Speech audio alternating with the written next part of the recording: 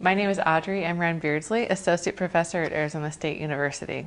I am the very fortunate host of a show titled Inside the Academy, during which we interview outstanding academics in the field of education. Today I'm speaking with and in admiration of Dr. Diane Ravitch. It is a pleasure to honor you and thank you for having us here today. Thank you and welcome to Brooklyn. Thank you. It's beautiful. Tell us about your family and childhood, where you were born and where you grew up. I was born in Houston, Texas. I was the third of 8 children, and it was a very interesting household, to say the least. Neither of my parents went to college, and my father was a high school dropout. My mother was a proud, although she was an immigrant from Bessarabia, she was a very proud graduate of the Houston Public Schools. And they owned a mom and pop liquor store, worked very hard, 6 days a week, it was, you know, a fun childhood. Lots of friends and lots of freedom, unstructured time for play, and riding bikes everywhere, and typical, I guess, American childhood of the late 40s and 1950s. And then I went from Houston Public Schools. I had went to public school from kindergarten through 12th grade, graduated from San Jacinto High School, which no longer exists, and was very fortunate to be guided by, although we were not a religious family at all, I did go to Sunday school, and my rabbi was a New Yorker whose wife was a graduate of Wellesley, and I so admired him that I went to Wellesley, and I wasn't sure I could get into Wellesley, but I did, and that's where I went to college. Were you a good student in public school? Yeah, I always had made good grades. I worked very hard. No, I didn't always work very hard, but I've always felt that getting good grades was important to me. My siblings were not terribly interested in school, but I was. I was very different. I would climb a tree to read a book just to find quiet. You know, in a family of 8 children, it's very noisy. So one of my favorite things was to get as high up in the tree as I could with a book that I wanted to read, and just to have a book. That was a big thing too. Because that was not a big deal in our household. We didn't have a library or lots of books around. And I forgot the question now. What did you ask me? What was it like growing up in Houston? Growing up in Houston was, you know, it was a wide open town. Lots of horses around, oil wells out on the periphery, lots of open spaces. Kids rode their bikes everywhere. We'd go once a week to ride the ponies on Sundays. Television didn't come around until sometime in my high school years. So we'd got to go to the movies once a week. So we had lots of time for things that kids do, playing ball, breaking a window now and then, things like that. How did your experiences in public school influence the educator and scholar that you've become? Well, I found school, to me it was, I loved school because I loved being there. That's where my friends were. I had some wonderful teachers. I had some ordinary teachers. I had some mediocre teachers. I had some really, really bad teachers. And I always thought that if I worked hard in school, that would be a way for me to fulfill some ambition, which was very undefined at that point. I loved to write. I always loved to write. I started writing in junior high school, and I think I got $10 a week to write for a junior high school, not for junior high school paper, for a community newspaper. And I would write about what the kids in school were doing, and they'd pay me $10 a week, and I would immediately take the $10 and send off to a great books club, which was located in some very faraway place called Roslyn, Long Island, New York, which I had never heard of. And so I would get, every week, a new classic would arrive. And that would be the book that I would take with me as I would climb into the tree and read someone like H. Rider Haggard, whom I'd never heard of. All these authors that we were not reading in school. But the thing about school was, I always thought that if I worked hard, I would do well. It never occurred to me that it was the teacher's responsibility to make me work hard, or that the teacher would be held accountable if I were a slacker. So this is one of the things I found very odd about today's educational debates, is that the assumption is that if the student does well, it's because the teacher did it. And I always thought that if I did well, I did it. And if I did poorly, I didn't do it. It was something that I did that would lead to good or bad results. But I went to very ordinary public schools. The high school I went to, in retrospect, I realized was unusual in only one sense, and that was we had a program of inclusion. And that was so unusual. Any place in America at that time, we didn't have, I don't think we had children who had extreme disabilities, but we certainly had lots of children in wheelchairs, and children with muscular dystrophy, and children with other kinds of disabilities, but I think they were all physical disabilities. The other thing about school in Houston was that it was racially segregated, and I was aware of that, and this was during the era, I graduated high school in 1956, so the Supreme Court decision in the Brown case was 1954, and I read the papers, and I remember going in to speak to our principal and saying, why aren't we integrating? I mean, didn't the Supreme Court make a ruling? And getting a lecture from him about why this was a very bad idea and how it would hurt black teachers, they would lose their jobs, and so forth and so on. But I already had this keen sense of injustice, and at home I was, would get into trouble because I would raise these issues. And my father, who grew up in Georgia, said, "You just don't get into issues like this. You don't raise controversies. It's a bad thing," because he had grown up in a small town in Georgia as a Jew. And he grew up with the memory of an infamous case called the Leo Frank case, where a Jewish man in the early part of the 20th century was accused of having murdered a little Christian girl in order to get her blood to use in the Passover ceremonies. This was like the old Jewish blood libel. And I think the governor of Georgia tried to commute his sentence because the evidence against him was non-existent. And a crowd took him out of jail and lynched him. So that memory was vivid to my father because he was a young boy at that time that happened. And the story that he learned and the message that he took away was, don't make waves, don't call attention to yourself, and keep your political opinions to yourself.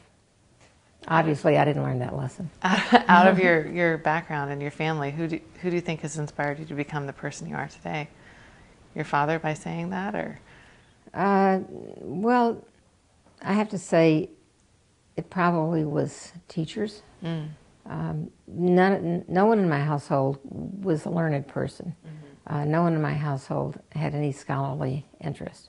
I had no one in my family who was, I think my oldest brother went to college, but he had no interest in academia. Nobody else was reading books and trees with you? No, I was up there alone in the tree. And I love my brothers and sisters. We're, they were great play companions, but they were not people with whom I discussed either political issues or the things I was reading. And I guess as growing up, the person who had the most influence on me was my rabbi, and not for religious reasons, but simply because he was a man who read books. He was a man who loved music. I was very taken with that. But I didn't know very many people like him. Then you went to Wellesley. What did you study at Wellesley? I majored in political science, and I took a lot of history courses, but political science was my major because, and interestingly enough, or at least interesting to me, was that the first paper I ever wrote at Wellesley was a study of the politics of the Houston public schools.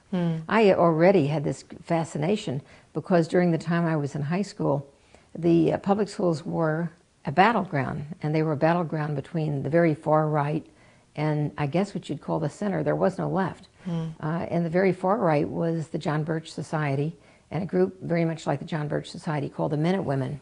And the Minute Women believed that any mention of racial segregation or desegregation or integration, any mention of human rights, any mention of the United Nations was evidence of communism. So they every other 2 years, there'd be an election for the school board, and they would win control, and then they'd lose control, and then they'd win control. So the schools went back and forth about whether you were allowed to mention the UN, whether you were allowed to discuss current issues. And I remember even when I was in high school, I worked one period, I forget if it was a day or a week, but I worked in the school library, and I remember that under the circulation desk was a stack of books about Russia. And I said to the librarian, why aren't these books shelved? And she said, oh, we have to keep them off the shelf. Someone might read books about the Soviet Union, and that would be, we're not allowed to have these books out. Sure. So I read them. But, under the desk. It didn't seem to have had any huge impact on me, but I just got really fascinated with the idea of this battle for control, the control of the minds of children, the fact that there were teachers who felt intimidated, and I became very aware once in a while something would drop. And I had a social studies teacher whom I admired very much, Nelda Davis. She was my 9th grade world history teacher, and she was invited to go to a National Council for Social Studies meeting, and the school board denied her the funds. They said it was a communist organization. But then everything outside of Houston seemed to be a communist organization. Sure. So, this was the highly politicized atmosphere in which I grew up, with my father saying, don't get involved in anything political. And meanwhile, all this kind of heavy-duty political stuff was going on about racial segregation, racial desegregation. Is the UN an allowable topic for discussion or not? And on with the issues that were off the table. I remember at one point a guy was up for consideration as the superintendent of schools, and it turned out that he had belonged to the Urban League, which is, not exactly a radical organization. Well, the men and women just jumped all over him and said, that's a communist-dominated organization, he's a pinko. And that was the atmosphere. So when I got to college, my first political science paper was about the political struggle to control the Houston public schools. So there was already the germ of my interest, and I had some wonderful professors in political science and psychology and history, in Greek drama. I mean, I loved being at Wellesley. It was such a liberation for me. I loved being at a single-sex women's school. Mm-hmm. There you met your friend Linda Gottlieb. Right. She says you were a wild girl from Texas. You were hilarious and warm and utterly outrageous. She recalls you climbing out of the window of your dorm one night in your blue jeans, although she doesn't remember what your certainly worthy goal was. What was that about? Do you remember that?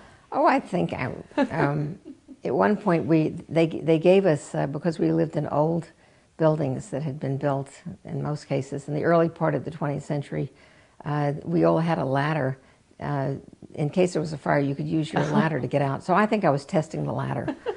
Although I did other things that were equally ridiculous. I also liked to test. They had laws about when you had to be in class on the day before a vacation. It was called a calendar day.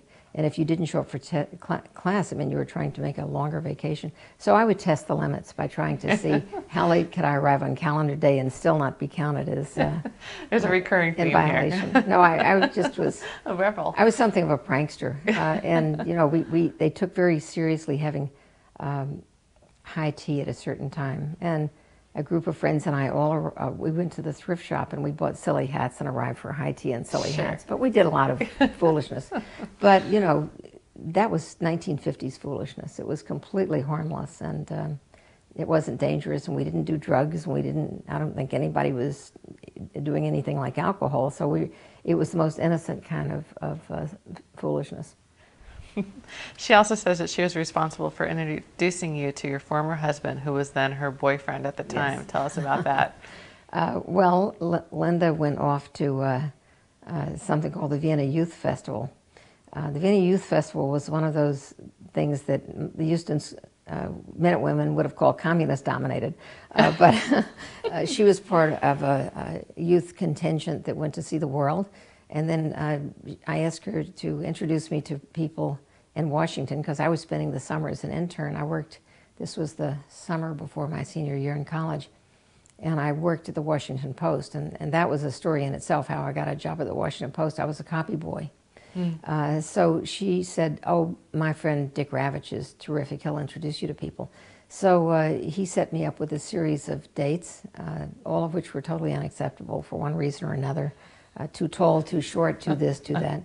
And then he invited me to have lunch he was working in the House of Representatives for some congressman from California, and he invited me to lunch and discovered that I was very hungry. I was working for something like $30 a week and didn't eat a lot. So he just got, I don't know, we started dating, but by the end of the summer, when Linda came back, he was my boyfriend. She had found a new boyfriend. And she married the guy that she met in Vienna, who was a wonderful, wonderful man who eventually became the publisher of the Abrams Art Book Company. And she's always been a great friend. And, you know, within a year, we were both married to the men we had met in the summer of '59. Tell us about your children. My oldest son, Joe, is brilliant. He works in the financial sector. He has some kind of an equity fund where he's very involved in media and in sports, and he's fluent in Russian. Worked in Russia for a year or so right after he went to college, law school, and he has 2 sons. And then my younger son, Michael, is a writer who lives not very far from me in Brooklyn, and he writes essays. He's always working on the great American novel, but mainly at this moment he's the proud father of a 5-year-old son. Michael and his partner have a boy who's just wonderful, and they're great. So I had a son between them who died of leukemia, so I had 3 children. And Stephen died of leukemia in 1966 when he was 2 years old. He was 2. That was a terrible tragedy in my life. And even now, when I go out lecturing, I often ask that instead of paying me, that they make a contribution to the chair that my ex-husband created at Mount Sinai Hospital, which is a chair in pediatric hematology and oncology. And the doctors there not only do research on curing these diseases, but also dealing with the aftermath. And they told me that when Stephen got leukemia, there was no cure, and it was a 100% chance of mortality, and all the kids died very quickly. He died after 6 months, 6 months after his diagnosis, and there was no one survived when they got it at the age of 2. Today, the survival rate is about 80%. It may even be better than 80%. Wow. But the kids who survive have tremendous psychological damage and physical problems. They have tremendous problems in terms of, well, they were telling me about bone issues, hip issues, and a huge suicide rate. Oh. Like 20 to 25% of the survivors commit suicide, which I just found horrible. Shocking. Yeah. So these are the kind of issues that they're dealing with, both the physical and emotional and mental support for the kids. Yeah. I can't imagine anything worse than losing a child. It's tough. It is terrible. Your son, Michael, the writer, says that you passed on to him your love of books and words. He remembers you reading him poetry as a child, The Rime of the Ancient Mariner, and W.H. Auden's In Memory of W.B. Yeats. You like to teach him old-fashioned things like how to diagram sentences that went out of fashion pedagogically, but nonetheless you did that. He also says Stephen Krashen would be just horrified to hear this. We occasionally have online discussions about the fact that I do love grammar and diagramming sentences, and he thinks I'm just wrong. He also says that one thing that you have always shared is a great sense of the absurd. What does that mean? Oh, I don't know. We just enjoy doing silly things and Monty Python humor. And, sure. Yeah. So, and Monty Python was something actually that my older son brought into our life. He became such a Monty Python fanatic that he could recite entire sequences, and all you had to say was "dead parrot," and he'd be off into the routine of the dead parrot, or any kind of phrase of that kind would set him off. But we always had a great appreciation for being able to find the humor in every situation. Who was the creeping licker? We had a dog that I got for the children one Christmas, and as I said, we were non-religious Jews. Although Michael is very involved in religious life these days, but I got them a dog one year, and he was a shelter dog. He had a dog. He had been abandoned, and he was a Tibetan Terrier, and he had horrible breath. But he was a wonderful dog. We loved him so much. And he liked nothing better than to jump up on your bed and quietly advance and lick you on the face with his disgusting breath. So we came to call him the creeping licker. The creeping but his licker. name was Shag. Shag, that's cute.